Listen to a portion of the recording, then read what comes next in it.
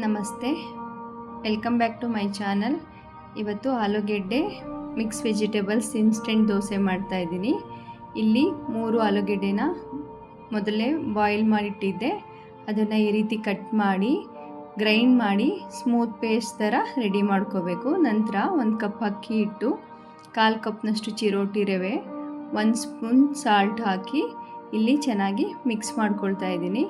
ಆಲೂಗೆಡ್ಡೆ ಪೇಸ್ಟ್ ಅದು ಸ್ವಲ್ಪ ಸ್ಟಿಕ್ಕಿ ಇರುತ್ತೆ.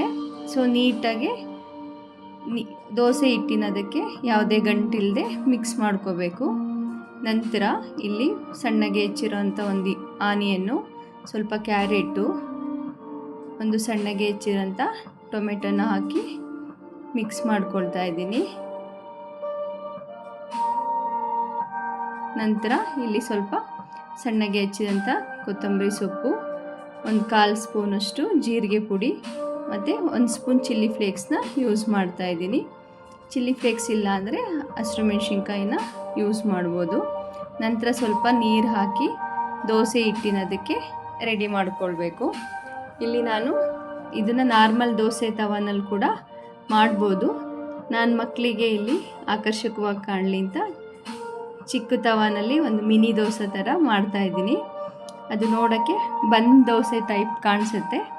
ಮಕ್ಕಳಿಗೂ ಅದು ನೋಡಿದ್ರೆ ಖುಷಿಯಾಗುತ್ತೆ. ಕ್ರಿಸ್ಪಿಯಾಗಿ ಬಿಸಿ ಬಿಸಿ ತುಂಬ ಚೆನ್ನಾಗಿರುತ್ತೆ. ಇದು ಲಂಚ್ ಬಾಕ್ಸ್ಗೂ ಕೂಡ ತುಂಬ ಟೇಸ್ಟಿಯಾಗೂ ಇರುತ್ತೆ, ಆರೋಗ್ಯಕರವಾಗೂ ಇರುತ್ತೆ. ಹೀಗೆ ಎಲ್ಲ ದೋಸೆಗಳನ್ನು ಈ ರೀತಿ, ಇದು ನಾರ್ಮಲ್ ದೋಸೆಗಿಂತ ಸ್ವಲ್ಪ ಟೈಮ್ ತಗೊಳ್ಳುತ್ತೆ. ಅದನ್ನು ಮುಚ್ಚಿಟ್ರೆ ವೆಜಿಟೇಬಲ್ಸ್ ಎಲ್ಲ ನೀಟಾಗಿ ಕುಕ್ ಆಗುತ್ತೆ. ನಂತರ ಅದು ಕ್ರಿಸ್ಪಿಯಾಗಿ ಬರಬೇಕಂದ್ರೆ ಲೋ ಫ್ಲೇಮಲ್ಲಿ ಈ ರೀತಿ ಸ್ವಲ್ಪ ನಿಧಾನಕ್ಕೆ ಬೇಯಿಸ್ಕೊಂಡ್ರೆ ತುಂಬ ಟೇಸ್ಟಿಯಾಗಿರುತ್ತೆ. ಆ ಕಲರ್ ನೋಡಿದ್ರೆ ಗೊತ್ತಾಗ್ತಿದೆ ಅದೆಷ್ಟು ಟೇಸ್ಟಿಯಾಗಿದೆ ಅಂತ. ಇದನ್ನು ಕೋಕೋನಟ್ ಚಟ್ನಿ ಜೊತೆ ಸರ್ವ್ ಮಾಡ್ತಾಯಿದ್ದೀನಿ. ತುಂಬ ಚೆನ್ನಾಗಿರುತ್ತೆ. ಖಂಡಿತ ಟ್ರೈ ಮಾಡಿ. ನೆಕ್ಸ್ಟ್ ವಿಡಿಯೋನಲ್ಲಿ ಸಿಗೋಣ. ಬಾಯ್.